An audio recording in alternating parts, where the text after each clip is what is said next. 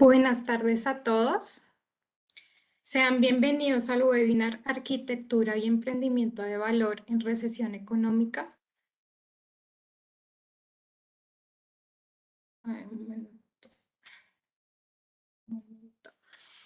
Actividad que hace parte del ciclo de charlas gratuitas ofrecidas por la Dirección de Educación Continua de la Universidad de los Andes, en conjunto con diferentes facultades también de la universidad, en esta ocasión en conjunto con la Facultad de Arquitectura y Diseño.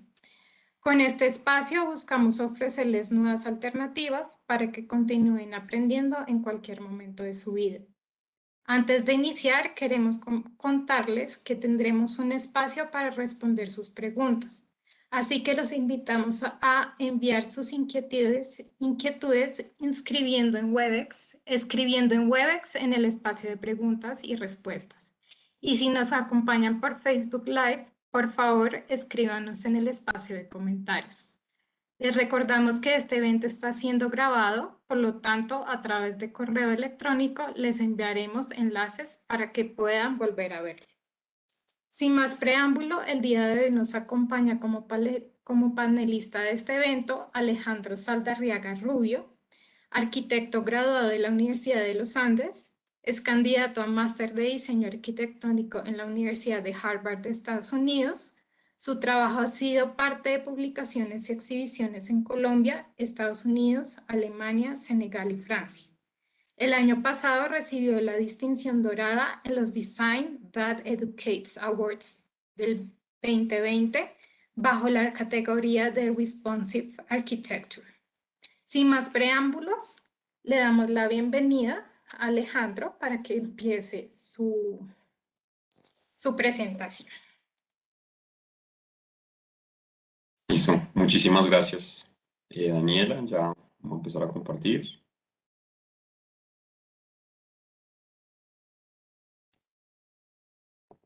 Listo. Entonces, ante todo, pues agradecer a la Facultad de Arquitectura y Diseño por darme el espacio de poder compartir el trabajo que he hecho a través del colectivo Colab 19, que también pues me dio la posibilidad de ofrecer este curso llamado Arquitectura y Emprendimiento de Valor en momentos de recesión económica. El webinar de hoy va a ser un resumen muy pequeño de lo que veremos en ese mismo curso, y siento que es un tema muy relevante, sobre todo en épocas de pandemia y crisis socioeconómica que estamos viviendo, tener herramientas para arquitectos jóvenes de maneras no tradicionales de poder llevar a cabo emprendimientos exitosos. Algo que sí quiero mencionar desde una vez es que este no es un curso o un webinar que se va a enfocar en los temas más prácticos de lo que es llevar a cabo un emprendimiento. No vamos a revisar temas de finanzas, de gestión ni de organización, sino es más una reflexión de cómo a través del diseño uno puede crear propuestas de valor que hagan que uno se destaque en un mercado laboral muy competitivo. Y esto lo explicaré a través de una muy breve historia de la arquitectura como profesión, que llegó a una dicotomía de emprendimiento que hemos visto a través de la historia y que a su vez lleva a la problemática del concurso arquitectónico actualmente. Después de eso se cuestionará de cómo se rompe este esquema actual para poder emprender exitosamente, siendo un arquitecto joven que no necesariamente tiene contactos personales que permitan llevar a proyectos. Entonces, primero hablando de una historia de la arquitectura como profesión.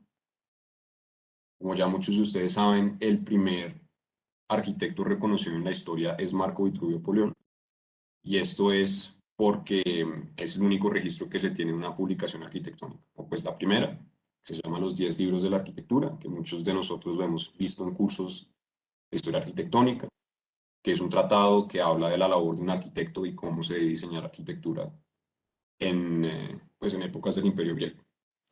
Él vivió del año 75 a.C. al año 15 a.C. y es una persona que trató de definir lo que es un arquitecto en esta misma época. Lo único fue que en el Imperio Griego, en el Imperio Romano y en eras medievales todavía no se tenía al arquitecto como un profesional independiente. En este punto únicamente se consideraba que los artistas y escultores eran suficientemente capaces y competentes para poder llevar a cabo los diseños de un edificio. y las personas que trazaban planos y hacían maquetas eran más personas que eran consideradas artesanos. Y eso siguió así hasta el Renacimiento, en el siglo XVI, que pasaron dos eventos muy importantes. Lo primero es que una estandarización de los concursos públicos de arquitectura y la clase de la burguesía, que fue una clase emergente que dependía del mercado de disciplinas creativas, hicieron que se proliferara este movimiento y esta inversión tan grande en construir nuevos edificios de índole pública. Entonces, por ejemplo, la escalinata de la Plaza de España y Santa María de la Fiore son dos proyectos que nacieron a raíz de concursos arquitectónicos. Y adicionalmente, esa es la primera vez en el mundo donde una clase social emergente genera un consorcio de artistas que ayudan a ellos a salir adelante. Entonces, estos dos factores ya definieron al arquitecto como un profesional independiente con formación académica relevante. Desde ahí en adelante se llega a una dicotomía de uno cómo puede emprender siendo arquitecto, que siento que hoy en día es algo que sigue de una manera muy similar. Y uno puede emprender a través de apoyarse en una clase social emergente, siendo parte de una clase alta o afiliándose a una institución privada, que es algo que explicaré más adelante. Esa es una de las opciones y la otra es emprender a través de ganar concursos públicos, que desde el Renacimiento hasta hoy en día siento que esta dicotomía raras veces se cuestiona.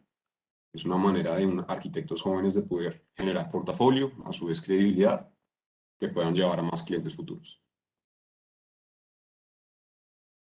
Y hasta el modernismo, nosotros los arquitectos que sabemos o que reconocemos como los mejores de la historia hacen parte del emprendimiento a través de generar o de participar de un grupo de élite.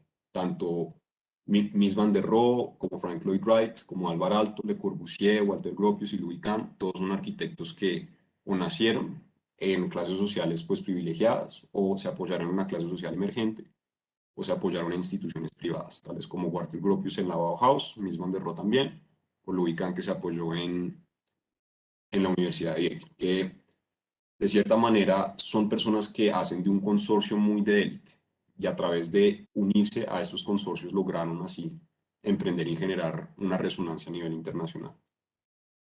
Y en general esto siguió pasando hasta el año 1999, año 2000, donde ocurrió lo que ahora los arquitectos nosotros nos referimos como el efecto Bilbao, que muchos de ustedes pueden estar familiares con este efecto, que es el concurso del Guggenheim de Bilbao, que fue capaz de transformar toda una ciudad. De manera muy resumida, Bilbao estaba en muy mal estado antes de este proyecto. Hicieron un llamado a arquitectos muy famosos, donde muy directamente les dijeron, necesitamos la ópera de Sydney, nuestra ciudad se está muriendo. Y después de que se llevó a cabo el concurso, lo ganó el arquitecto que nosotros pues, conocemos como Frank Gehry, a través de este diseño que fue supremamente innovador e icónico en su época, a través de una experimentación formal muy compleja, de material, y este edificio se logró convertir en un icono turístico que ayudó a incrementar el crecimiento económico de Bilbao, la seguridad, y fue en este punto que el mundo se dio cuenta que a través de un proyecto arquitectónico muy puntual tiene el poder de cambiar ciudades. Entonces, después de este punto, el rol del arquitecto cambió. Y como este fue un concurso público, esa se volvió la manera más popular de aprender en la arquitectura. Entonces, el rol que nosotros conocíamos antes como este ente de élite, un poco más académico y también más profesional que todavía seguía diseñando, se convirtió en esta imagen ahora que nosotros nos referimos como el Star. Acá está Zaha Hadid, está Norman Foster, Renzo Piano, Herzog de Merón, Colas, donde es una persona que ya deja de ser una persona de élite y se vuelve más como una imagen pública y más como un político que tiene la capacidad de poder transformar una ciudad a través de su gran trazo y participación en concursos.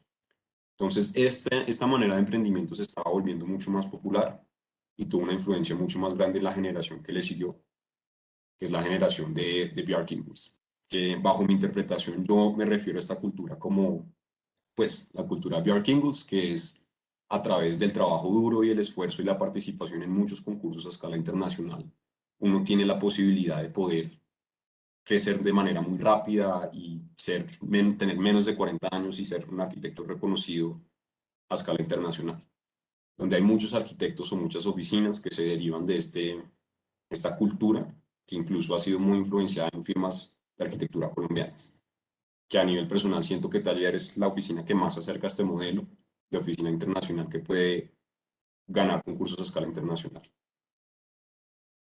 Entonces, a raíz de eso, cuando yo me estaba graduando en la universidad y muchos de mis compañeros sentimos que la manera de emprender era a través de participar en concursos públicos. Y después de mucho tiempo me he dado cuenta que esta es una concepción que no es la mejor que uno pueda tener para si uno quiere emprender en oficinas, y voy a explicar por qué. Esta es la problemática del concurso y lo voy a explicar a través de 3 diferentes constantes que cambian la posibilidad de que uno pueda emprender a través de un concurso. La primera es la oferta de los concursos, que es cuántos concursos hay en un contexto específico. Segundo es la facilidad de gestión del concurso. Esto quiere decir qué tan fácil es literal producir las planchas que uno entrega en un concurso, si uno tiene el capital o la capacidad de uno poder entregar esas planchas, que a su vez afecta mucho la demanda de los concursos, que es cuántas personas están concursando.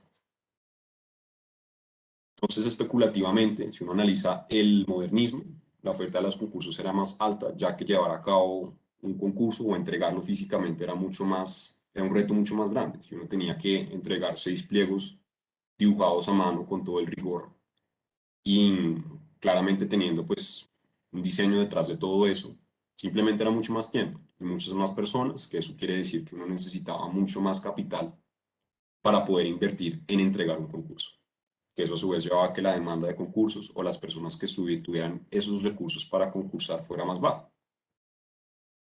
Y ese esquema sigue siendo en lo que fue la era postdigital, o que ya que se introduce AutoCAD y ya se empiezan a introducir programas de renderizado, donde el esquema de las oficinas sigue siendo el dueño que funda una oficina es familiar con estos programas, pero no al nivel de que ellos mismos puedan producir el material de un concurso.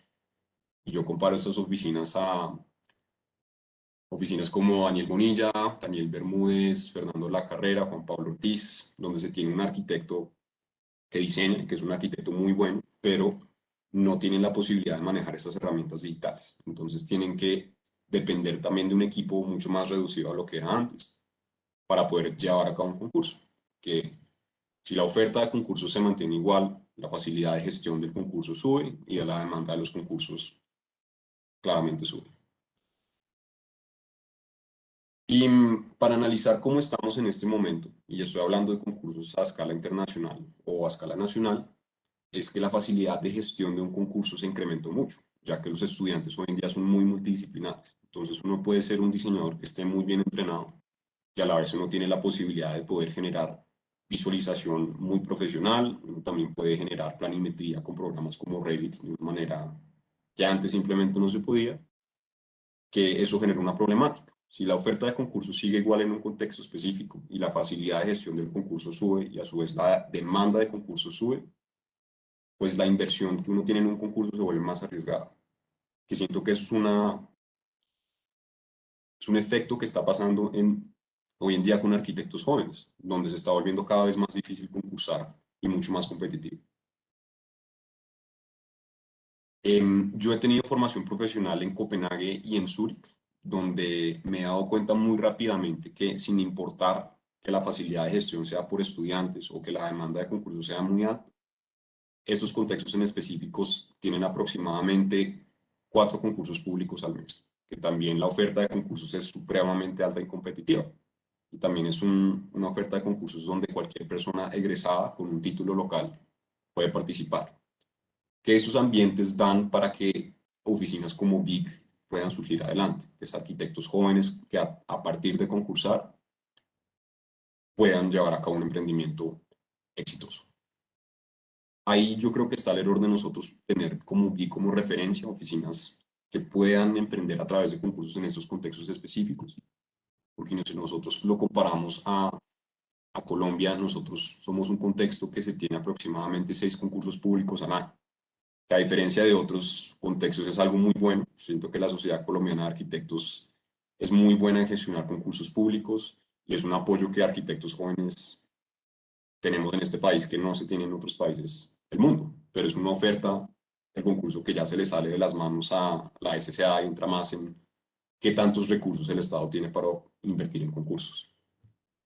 Teniendo en cuenta que cada vez más estudiantes salen que son diseñadores muy talentosos que tienen la potestad de poder manejar todos los programas, la facilidad de gestión de un concurso está subiendo mucho y a su vez la demanda de los concursos sube más.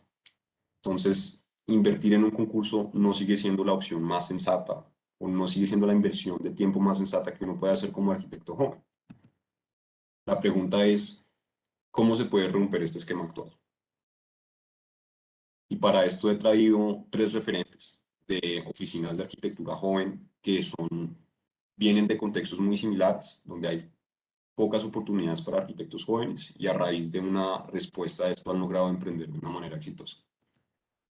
La primera es Assemble Studio en el Reino Unido, que a través del upcycling y la autoconstrucción lograron tener un emprendimiento supremamente exitoso. En Estados Unidos tenemos a la arquitecta Jennifer Bonner, que a través de una inversión en un proyecto supremamente innovador logró armar una carrera profesional impresionante. Y finalmente, en nuestro contexto colombiano tenemos pues, ACOLAB 19, que es el laboratorio de arquitectura que he fundado junto al arquitecto Germán Bahamón, donde nosotros nos apoyamos mucho en la economía, temporalidad y sistemas existentes para poder llevar a cabo experimentos a escala 1:1, que les podemos literal tomar fotos y publicarlos diciendo que ya somos arquitectos con experiencia. Entonces, para explicar por primer lado la oficina del Reino Unido Assemble Studio y explicar el contexto de ellos vienen, es un contexto que es mucho más competitivo que el contexto colombiano, porque hay muy poca oferta de concursos para arquitectos recién egresados de universidades. Los concursos en general son dedicados a oficinas de tamaño medio, que ya tienen una experiencia relativa, y claramente también es un lugar donde hay mucha demanda de concursos, ya que sobre todo Londres es un foco impresionante en Europa de estudiantes de arquitectura. Entonces, Assemble Studio nace a raíz de 18 estudiantes que deciden hacer un consorcio, que están muy frustrados con la falta de oportunidades que hay en el mercado y también la falta de educación práctica en la academia, en el contexto académico del Reino Unido.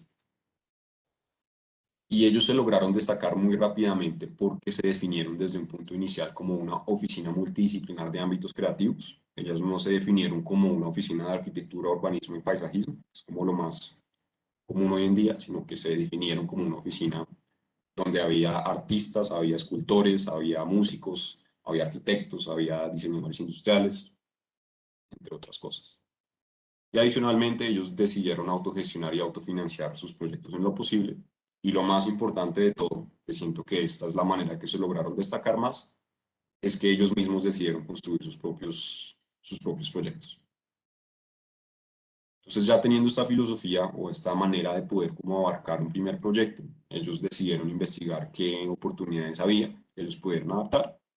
Y ese fue el primer proyecto que hicieron. Que vieron que había 4.000 estaciones de gasolina abandonadas en el Reino Unido, entendiendo que el Reino Unido estaba transportándose a energías renovables en términos de movilidad.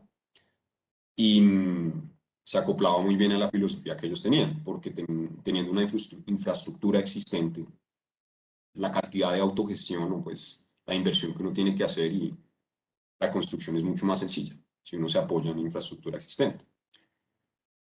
Algo que quiero decir es que esto fue en el año 2010, que siento que todavía es una época donde un proyecto así era muy innovador, que uno pueda llegar a una institución pública diciéndoles como, oiga, queremos cambiar esa infraestructura existente de la ciudad y la queremos convertir en algo nuevo, pues fueron de la primera oficina en hacerlos de manera exitosa, que es este concepto del upcycling, que es convertir una infraestructura que tiene un uso inicial, después remodelarla y no darle el mismo uso, que eso sería recycle, sino darle un valor agregado a través del diseño.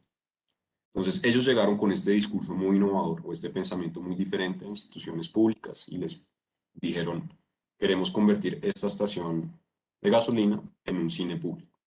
Y nosotros vamos a hacer la inversión inicial y la vamos a autoconstruir. Entonces, a través de ese discurso tan innovador, ellos mismos lograron poder convencer a instituciones públicas que pudieran llevar a cabo esta propuesta. Y el proyecto fue algo supremamente bonito. La construcción fue hecha a través de materiales reciclados y efectivamente ellos mismos fueron los que llevaron a cabo la construcción. La pueden ver que están armando las sillas de ese mismo teatro. Y acá este sistema de cortinas que ahorita lo van a ver en acción, que está hecho de este material térmico y ellos mismos tejieron el material, lo ensamblaron y lo hicieron funcionar, que es algo que después lograron hacer un poco más, de manera más sofisticada. Y este es el resultado que siento para su época fue muy canónico en el sentido que lograba mostrar una estética muy industrial, muy rudimentaria, muy artesanal, pero a la misma vez también muy urbana, que es algo que siento que está muy de moda hoy en día en proyectos públicos en las ciudades. Y este fue el proyecto final, donde pueden ver en acción cómo es que funcionaba este sistema de cortinas, que pues permitía esta flexibilidad, esta permeabilidad de este cine. Y de ahí en adelante ellos tomaron como aprendizaje que apoyarse en infraestructura existente y reutilizar, entre comillas, basura o elementos que usualmente se consideran basura era una muy buena manera de llevar a cabo proyectos. Entonces, ya teniendo una cabida de un proyecto inicial, en el año 2011 ellos decidieron volver a hablarle al gobierno y decirles, mire, nosotros ya logramos convertir una estación de tren, una estación de gasolina en un cine, ahora déjenos readaptar el espacio bajo de los puentes, un espacio bajo de los puentes, que es una problemática urbana que se tiene en todas las ciudades del mundo, que esos espacios son muy inhabitables y remodelarlos para generar centros comunitarios, pues es una idea muy buena, que también nace una reflexión académica. Lo único es que allá ellos ya tenían suficiente cabida para pedirles al gobierno que pudieran hacer una obra un poco más ambiciosa, de más tamaño, y ellos sí lograron innovar muy bien porque diseñaron un sistema de construcción que fuera suficientemente sencillo y seguro para que los voluntarios lo pudieran llevar a cabo. En este proyecto específico hubo más de 150 voluntarios que ayudaron a hacer esta fachada, que es un sistema de armar collares de, como ellos dicen, como bead necklaces. Y esta lógica ellos la siguieron utilizando a través de todos sus proyectos, que ellos diseñan sus proyectos a través de una lógica de gestión y qué tan fácil es construir. Y por eso se hicieron famosos esencialmente. Ya tienen reconocimiento internacional y muchos de estas personas ya son profesores en universidades de élite. Para tener un ejemplo, otro proyecto que ellos llevaron a cabo hace poco con esta misma lógica es este pequeño centro comunitario, donde vieron que en el lugar había muchos costales llenos de tierra. Decidieron tomar eso como referente, que es algo muy sostenible, utilizar la tierra del lugar como costales plásticos y generar pues este espacio comunitario muy privado, muy único, que en lo personal yo siento que ya las opiniones estéticas que uno tenga de este tipo de arquitectura no importan mucho, que ya el valor sostenible que estas propuestas tienen a nivel económico y a nivel ambiental ya sobrepasan lo que uno piensa de lo que puede ser bonito, ¿no? Entonces, para concluir, Assemble Studio es una oficina que logró emprender enfocando su discurso hacia la autoconstrucción y el upcycling. Y de esta manera se lograron diferenciar de otras oficinas y lograron tener un emprendimiento exitoso. No se enfocaron en una etapa inicial a hacer concursos arquitectónicos o buscar ser parte de un consorcio pues muy élite.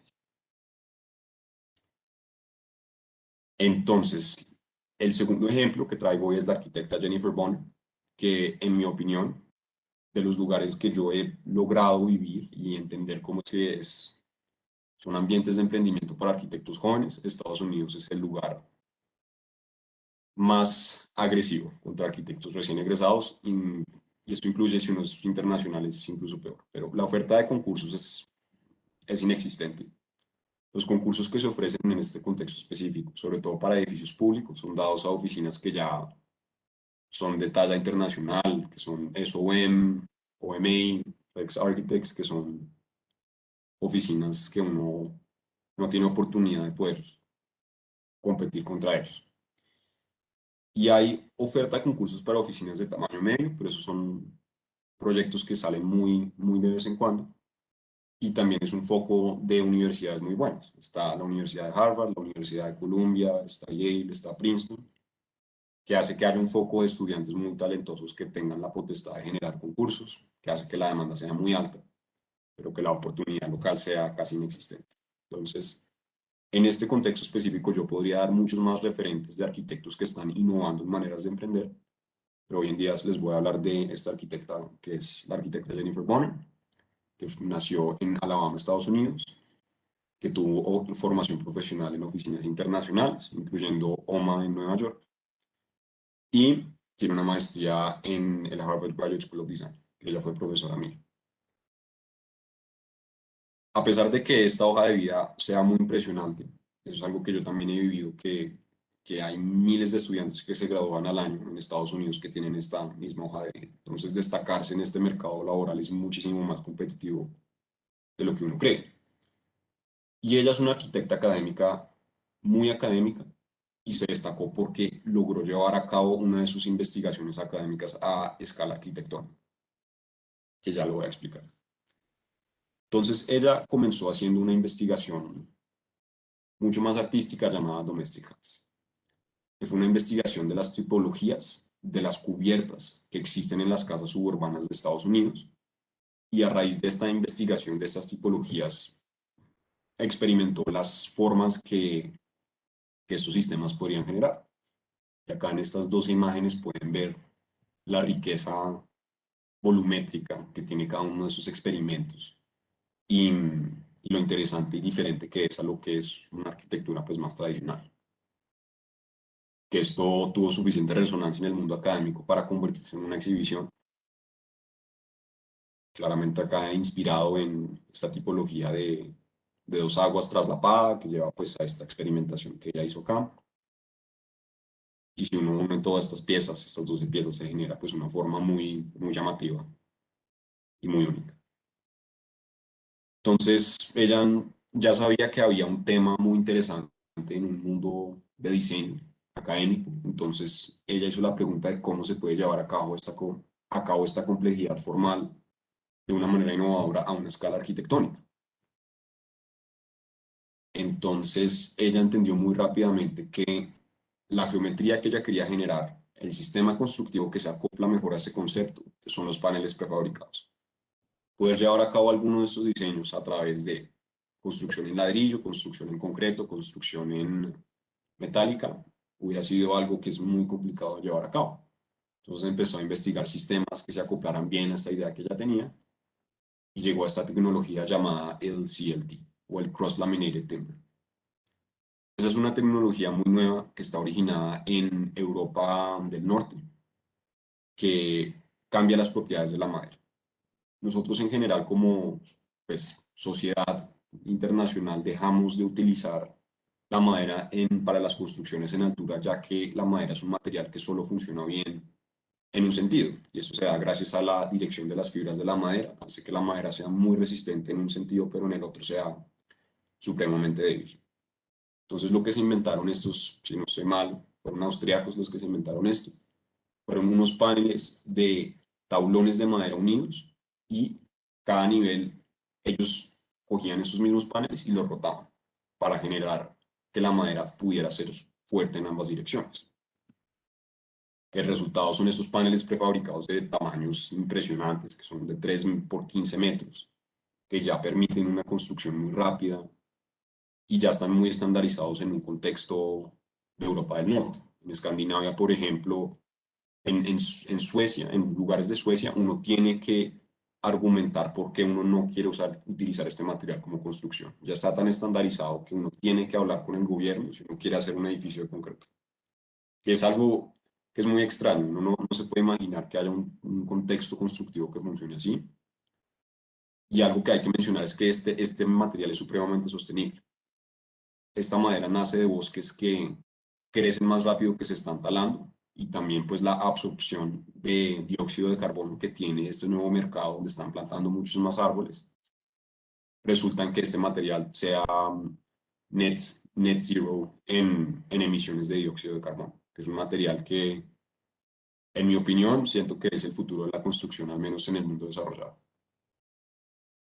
Entonces esta arquitecta también vio que esos paneles de tamaños tan grandes le podían a ella generar esta formalidad tan como de pliegues que se tiene, pues ella podía generar esos tamaños tan precisos con un material completo, que se podía ver mucho más limpio el diseño en sí. Lo interesante fue que este material apenas estaba entrando en el mercado americano y después de una investigación muy rápida, ella se dio cuenta que tenía la posibilidad de hacer la primera casa en Estados Unidos con este material.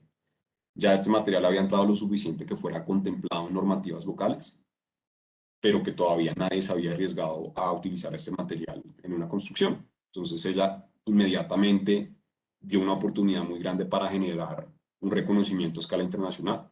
Soy la primera americana en generar una casa de este material y también con esta complejidad formal que ella ya venía investigando a través de sus experimentos pasados. La pregunta pues, más difícil es cómo conseguir a alguien que quiera invertir en un proyecto tan innovador. Y pues muy rápidamente ya decidió como, ¿por qué voy a estar peleando con alguien si es un proyecto que quiero llevar a cabo yo? Entonces la investigación académica mía. Y ella misma decidió tomar un préstamo del banco e invertir en su carrera, que siento que es una movida muy arriesgada, pero al fin y al cabo le funcionó muy bien. Ella tomó el préstamo del banco, compró todo el material, manejó toda la gestión del proyecto.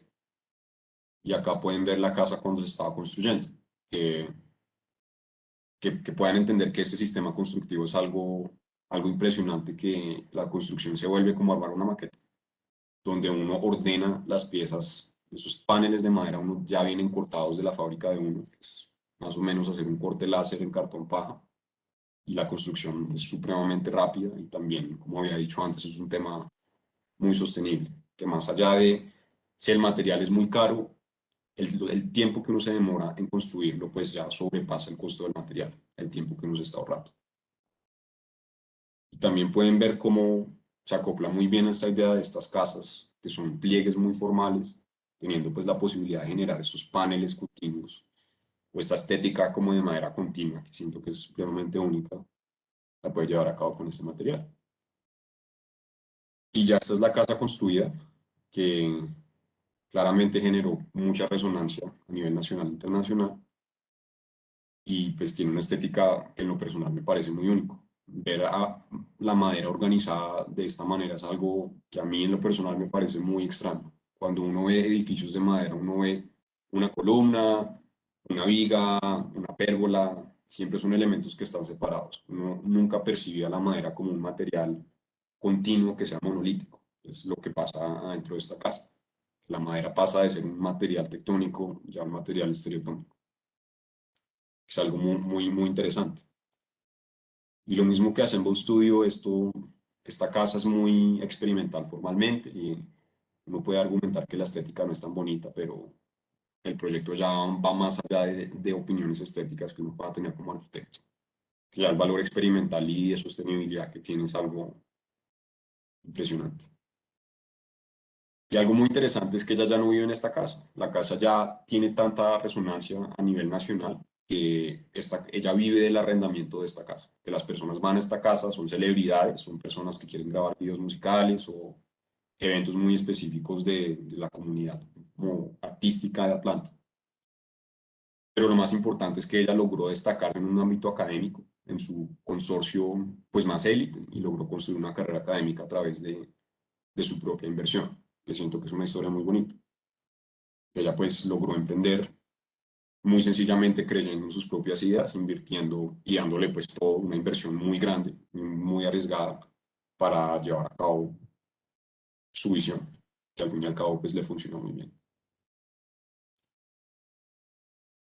Y finalmente hablaremos de Colab 19, que es el laboratorio de arquitectura que fundé junto a mi socio llamado Germán Bahamón, que nosotros logramos generar un portafolio inicial supremamente rápido y una resonancia en medios internacionales a través de apoyarnos en lo que es la economía, temporalidad y sistemas existentes.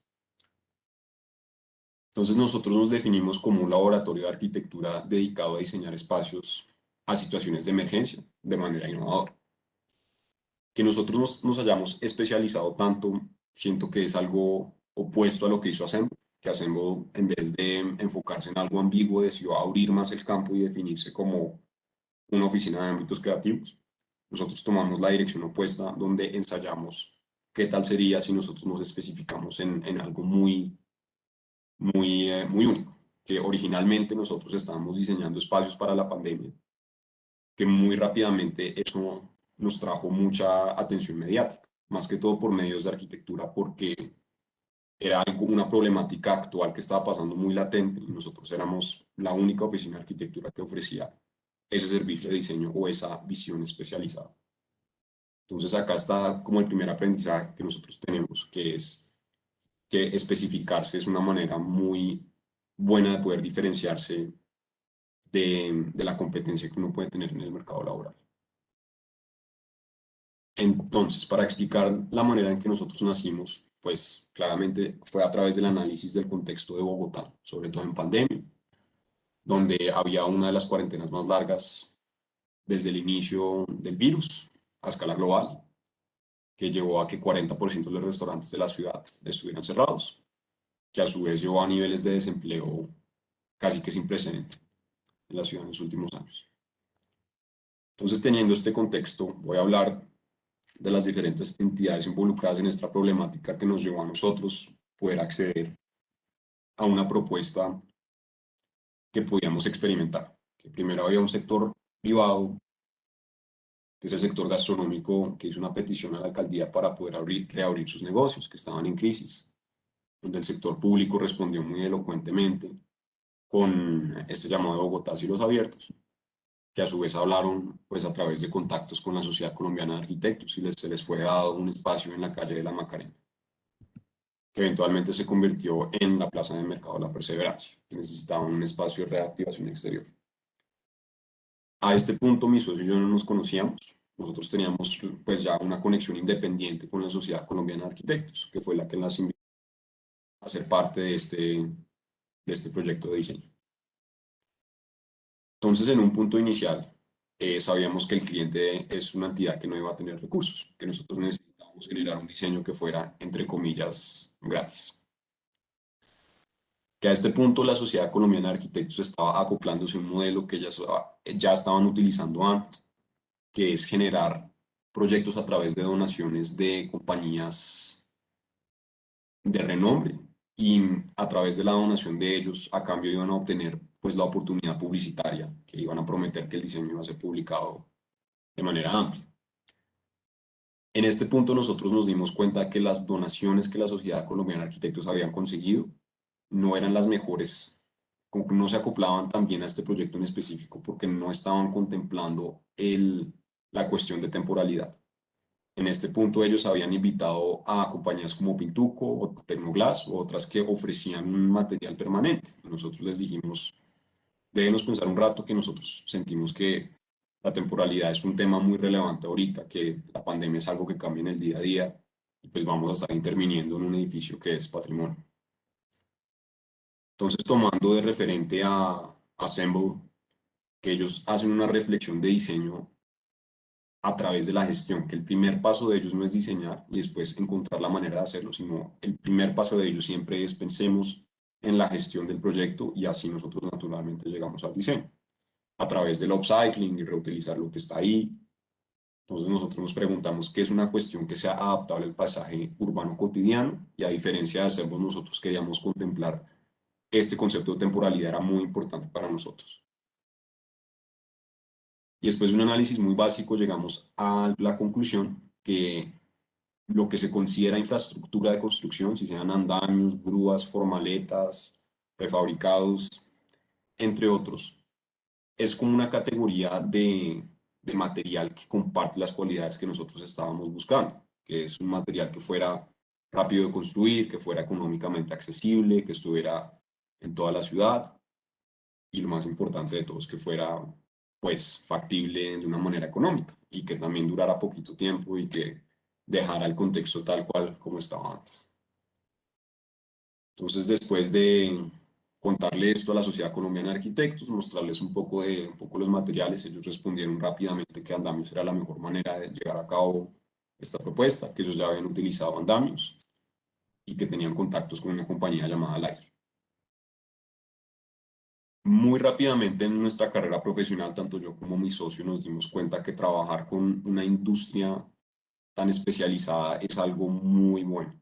En general, siendo arquitecto, siento que trabajar con materiales industrializados no es considerado la mejor manera de llevar a cabo un diseño, que todo tiene que ser muy único, muy rústico, artesanal, pero esta oficina de andamios, ellos ofrecían el cálculo estructural, ofrecían el conocimiento de poder llevarlo a cabo, tenían pues catálogos que nos queda a nosotros muy fácil entender cómo es que se diseña con este material. Entonces es algo que recomiendo mucho. Trabajar con la industria es algo que es muy sencillo. Y pues bueno, ya teniendo una idea de cómo poder darles un diseño gratis a estas personas que también fuera temporal, ya muy sencillamente les preguntamos a los de la plaza qué es lo que necesitaban. Y la petición más urgente que hicieron fue el hecho que en este espacio al frente de la plaza ellos solo podían poner 7 mesas, donde antiguamente podían tener 16. Eso es por normativa de distanciamiento social que tenía esta idea de Bogotá cielos abiertos. Entonces, muy lógicamente nosotros le respondimos, bueno, usted tiene que densificar el espacio público, que no es solamente pensar el distanciamiento social en un eje horizontal, sino pensarlo también en un eje vertical. Y nosotros dimos esta idea tan, pues de manera tan relajada, o pues de prometer un segundo piso de manera tan fácil, por el hecho de que nosotros ya sabíamos que teníamos un sistema que está diseñado para subir en vertical de manera rápida y de manera muy flexible, muy rápida. El andamio está diseñado para eso, subir en vertical. Entonces, como, como Assemble ha hecho a diferencia de Jennifer Bonner, nosotros llegamos a esta idea, a nuestro concepto espacial, ya teniendo un material. Uno usualmente como arquitecto inicialmente tiene un concepto espacial y después busca un material que se acople a esa idea espacial que uno tenga, pero con este proyecto en específico nosotros primero llegamos a los andamios, que a su vez muy naturalmente nos llevó a este concepto de densificar el espacio público y que muy naturalmente también nos llevó al diseño final, que fue, queríamos diseñar esta escalera habitable donde esencialmente el edificio sea muy transparente y que lo que resalte de la estructura sea más el uso que se le está dando.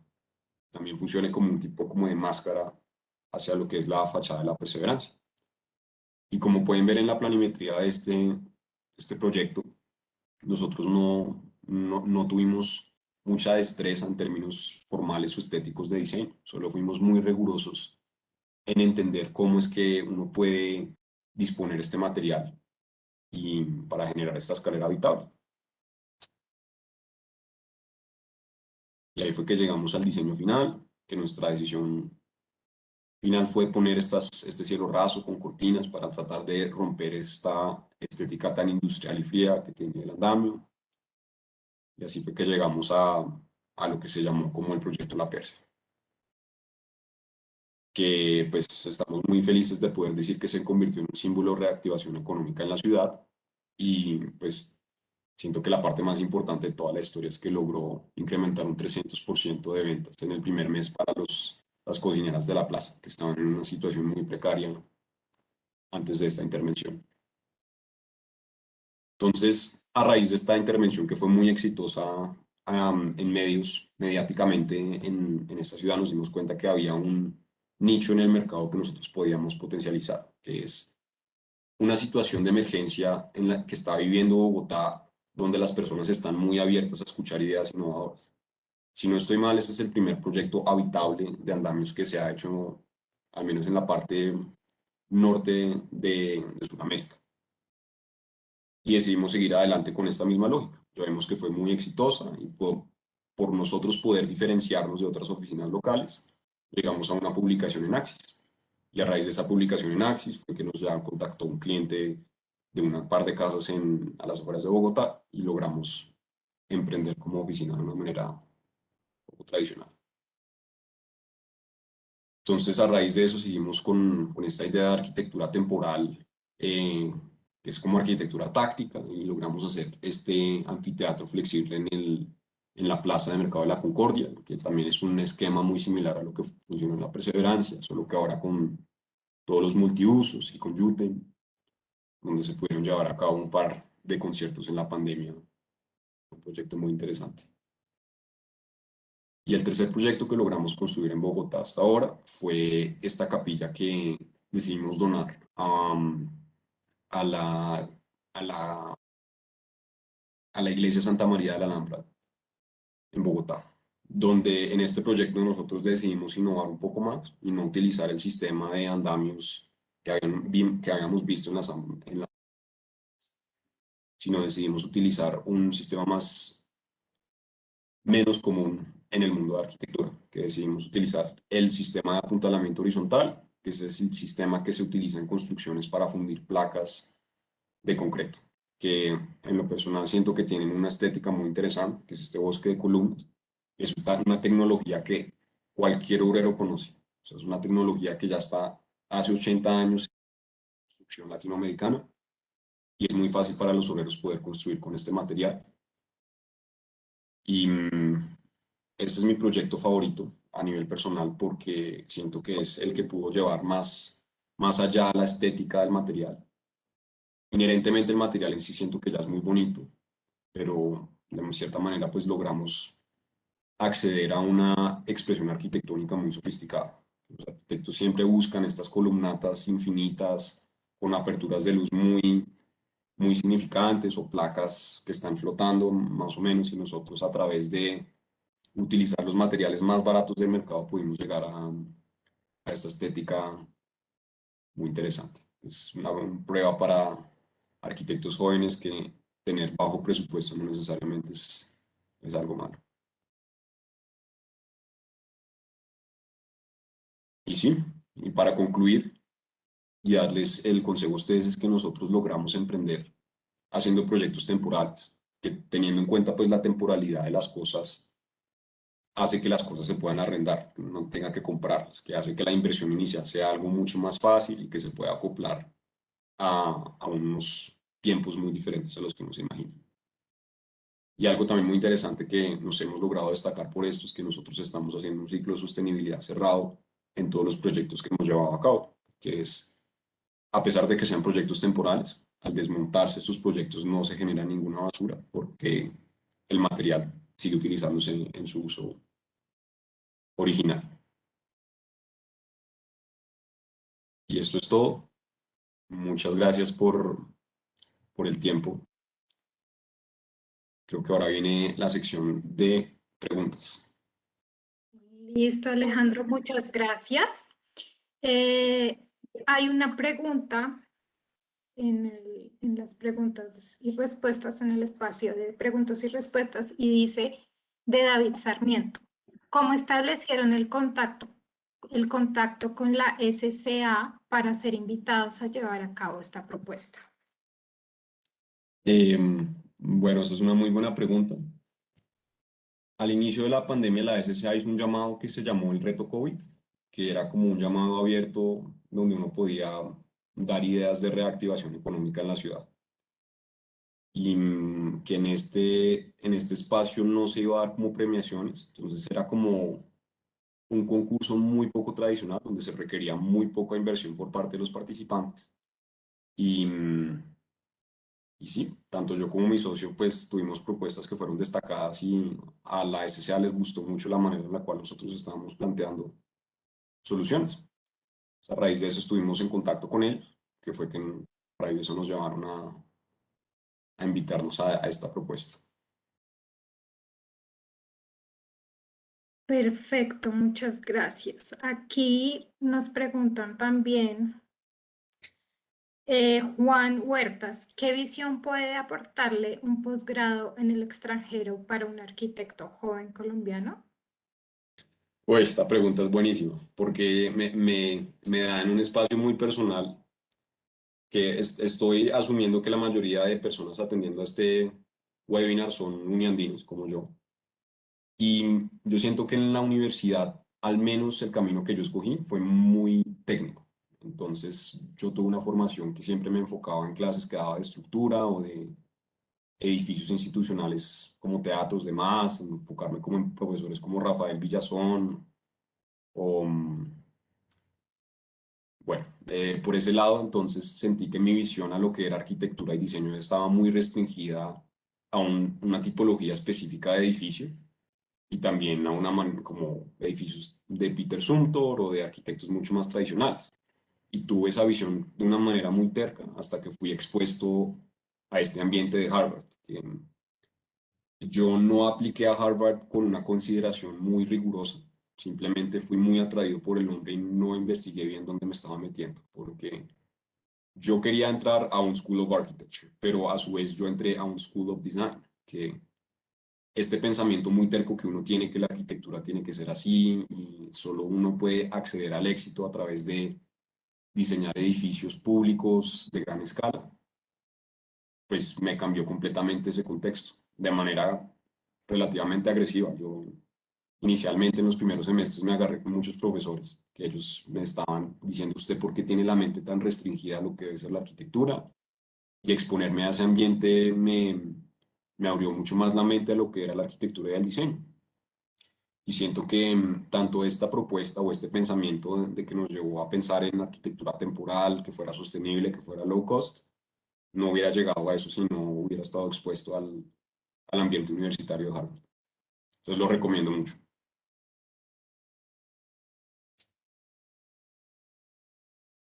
Muchas gracias, Alejandro. Por el momento ya no tenemos más preguntas.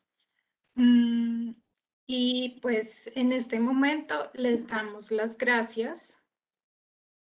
Eh, Muchas gracias a todos los asistentes por enviar todas sus preguntas. Muchas gracias a los panelistas y a la Facultad de Arquitectura y Diseño. Acabamos de compartir por el chat un enlace que les pedimos abran antes de irse. Es una encuesta muy corta en la que podrán contarnos cómo les fue en esta actividad. También les contamos, les damos el enlace de nuestra página web en el que podrán volver a vivir este evento y conocer otras actividades como esta que tenemos programadas. Por ejemplo, la próxima semana tendremos webinars en temáticas como tendencias digitales en recursos humanos, el martes 10 de agosto a las 6 de la tarde, y desafíos de la seguridad social en la economía digital el jueves 19 de agosto a las 6 de la tarde. En esta página también podrán conocer todos los contenidos digitales que la universidad está liderando en este momento.